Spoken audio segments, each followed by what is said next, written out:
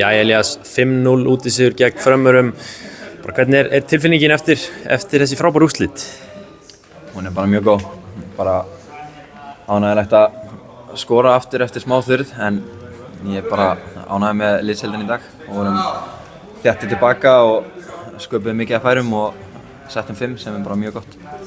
Það var einmitt virkilega sanngjörn úrslit og samfærandi frammistaða. Framararnir höfðu ekki tapað í 7 leikjum, búin að sækja 19 stig. Þetta hlýtur að vera ansi góð tilfinning að vinna á svona rosalega samfærandi.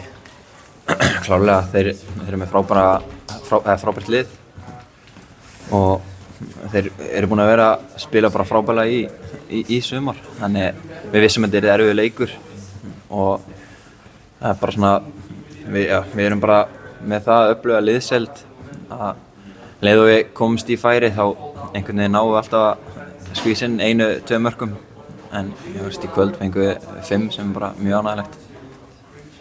Já, þú einmitt skorað 3 hér í dag, ert komið með 12 mörk í deildinni. Þér hlýtur að líða ansi vel í Víkingstreyjunni þessa dagana. Já, klárlega, ég er búin að bara síðan ég kom, hefur mér bara liðið mjög vel. Það hafa allir tekið bara vel á móti manni. Liðsheildin, ég hef aldrei verið í bara svona góðri liðsheild eins og hérna. Bara, ekkert bara leikmenn, bara líka fólki í kring, allir frábærir og það er bara, þetta er mjög ljúft. Það var svona fyrir tímabili voru menn aðeins svolítið duglegir að skjóta og jafnvel að orðaði burta frá láni. Þú hlýtur að vera búin að svona slökkva ansi vel í þeim orðrúmum allavega.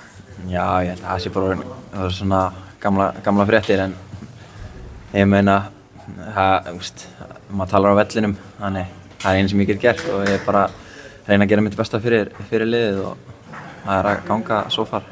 Og er stefnan sett á að bæta markametið í deildinni? Já, ég er náttúrulega fyrst og fremst aldrei unnið neinn titil, þannig það er náttúrulega markmiðið að reyna að vinna titil og síðan bara, það er skemmtilega, en hitt er náttúrulega bara bónus. Takk fyrir.